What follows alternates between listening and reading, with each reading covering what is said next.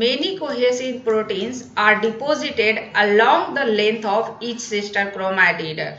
As DNA is replicated, means each cohesin proteins bind both sister chromatids of a chromosome. Therefore, cohesin cross-link two adjacent sister chromatids and gluing them together. Means cohesin proteins function by intermolecular cross-linking, whereas each condensin protein binds at the same chromatid of the chromosome. Therefore, condensin proteins mediate intramolecular cross-linking and perform DNA coiling. Hello everyone, welcome back to my channel. In this video, I am going to discuss about M phase of the cell cycle. So once the cell completed the interphase, the cell enters in M phase.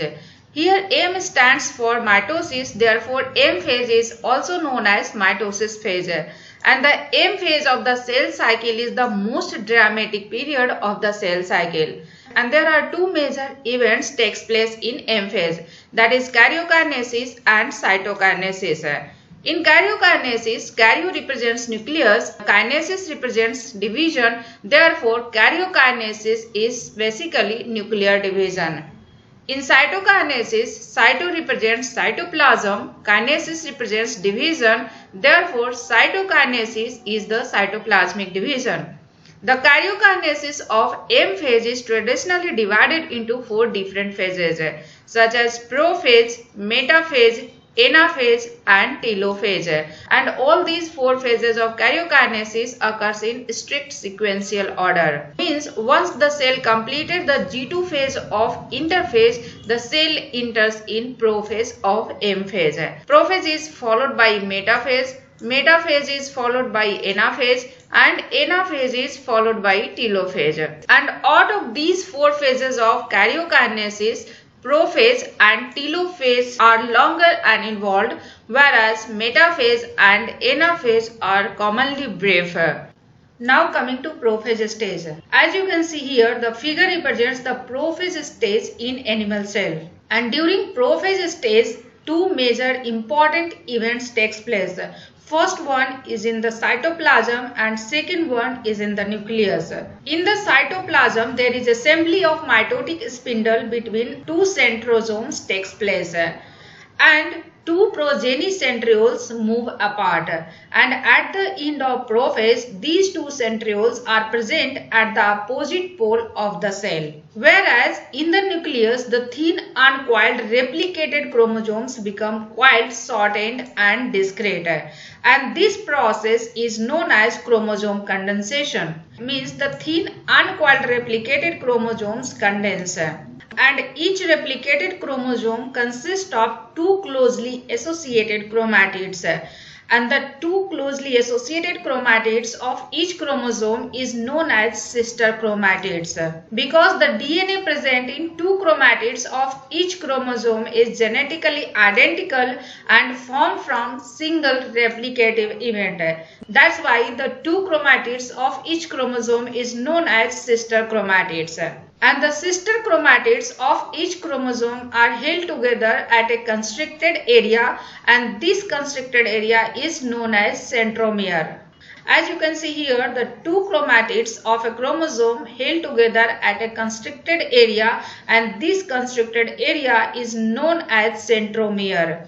And apart from centromere, the two sister chromatids are held together along their length with each other by a multi-subunit protein complex. As in DNA of each chromosome, three types of specialized nucleotide sequences are present. First one is the telomere, second one is the origin of replication or replication origin, and third one is the centromere. And each of these three specialized nucleotide sequences have a specific function. And in each chromosome there are multiple origin of replication, and two telomeres are present at the end of each chromosome, whereas there is a single centromere present in each chromosome. As I said rightly, apart from centromere, the two sister chromatids of each chromosome are held together by multi-subunit protein complex, and that multi-subunit protein complex is cohesin protein. And apart from cohesin, there is another protein, that is condensin. And this condensin protein helps in the coiling of DNA and further chromosome condensation. And each cohesin and condensin protein function as a dimer. And each cohesin and condensin protein has two ATP and DNA binding domain at one end, whereas at the other end there is a hinge region. And the hinge region and ATP and DNA binding domain are linked with a long antiparallel coiled region, and this long antiparallel coiled region is a flexible structure, and this flexible structure is well suited for their role as DNA cross linkers. As you can see here, many cohesin proteins are deposited along the length of each sister chromatid. As DNA is replicated, means each cohesin proteins bind both sister chromatids of a chromosome. Therefore, cohesin cross-link two adjacent sister chromatids and gluing them together. Means cohesin proteins function by intermolecular cross-linking, whereas each condensin protein binds at the same chromatid of the chromosome. Therefore, condensin proteins mediate intramolecular cross-linking and perform DNA coiling. And DNA coiling plays an important role in chromosome condensation. So in conclusion, cohesin proteins gluing the sister chromatids of each chromosome by intermolecular cross-linking, whereas condensin proteins mediate chromosome condensation, and both proteins use the energy of ATP hydrolysis to perform their function. Thus, the completion of prophase is marked by following characteristic events. First one is in prophase stage, the replicated chromosomes condense to form compact mitotic chromosomes. And second one is the initiation of the assembly of mitotic spindle, microtubule and the proteinaceous components of the cell cytoplasm that helps in the process. And the characteristic features of metaphase are completion of chromosome condensation, chromosomes are easily visible under microscope, and attachment of a spindle fiber to kinetochores of chromosomes, and alignment of chromosomes on the metaphase plate. And the metaphase stage is followed by anaphase stage, and the anaphase stage begins abruptly with the release of cohesin linkage that holds the sister chromatids together at the metaphase plate. So this metaphase to anaphase transition is triggered by the activation of anaphase promoting complex. So once the anaphase promoting complex is activated, the activated anaphase promoting complex has two crucial functions. First one is the cleavage and activation of M-phase cyclines, and the M-phase cycline is M-cycline, and the activation of M-cycline leads to inactivation of M-CDK. And second one is the cleavage of an inhibitory protein, and the inhibitory protein is securin, and the cleavage of securin protein activates a protease called separase, and the activated separase cleaves the subunit in the cohesion complex. As you can see here, separase works on this cohesin complex, and the cleavage of cohesin complex leads to ungluing of sister chromatids. Means once the cohesin complex is cleaved, both sister chromatids of each chromosome separates. So after separation of sister chromatids of each chromosome, it is called daughter chromosome, and the sister chromatids immediately separates and move to the opposite pole of the cell. Therefore, the anaphase stage is characterized by following events. First one is the splitting of centromere and separating of chromatids of each chromosome. And second one is the movement of chromatids of each chromosome to the opposite pole of the cell, and therefore leads to formation of daughter chromosomes. And the anaphase stage is followed by telophase stage. As you can see here, the figure represents the cell in telophase stage. And the beginning of the telophase stage is characterized by decondensation of chromosomes that have reached their respective poles.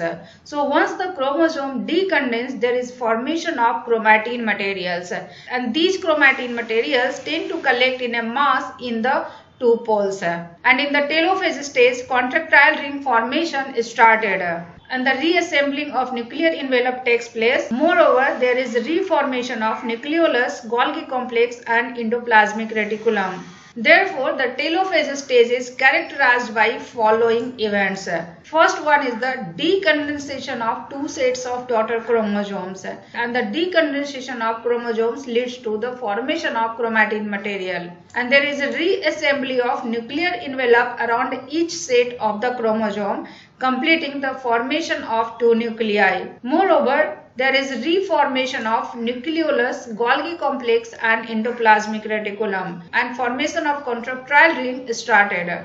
So in conclusion, the M phase of the cell cycle is divided into four different stages, that is prophase, metaphase, anaphase and telophase. And all these four stages occurs in a strict sequential order. Means prophase is followed by metaphase, metaphase is followed by anaphase and anaphase is followed by telophase. In prophase stage, the replicated chromosomes begins to condense and the progeny centriole moves to the opposite pole of the cell. Whereas metaphase stage is marked by complete disintegration of nuclear envelope. And in metaphase stage, condensation of chromosomes completed. Therefore, in metaphase stage, chromosomes can be easily observed under microscope.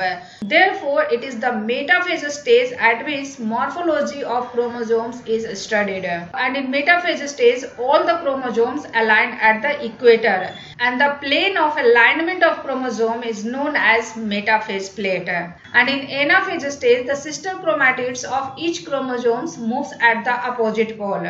And this metaphase to anaphase transition is triggered by activation of anaphase promoting complex. Now the last stage of M phase is telophase. And at the beginning of telophase, the chromosomes that have reached their respective poles decondense. And there is a reassembly of nuclear envelope around each group of chromosomes. And the reassembly of nuclear envelope around each group of chromosomes leads to formation of two daughter interphase nuclei. Further, nucleolus, Golgi complex and endoplasmic reticulum reforms. So this is all about M phase of the cell cycle, and in my next video I will discuss about cytokinesis in detail.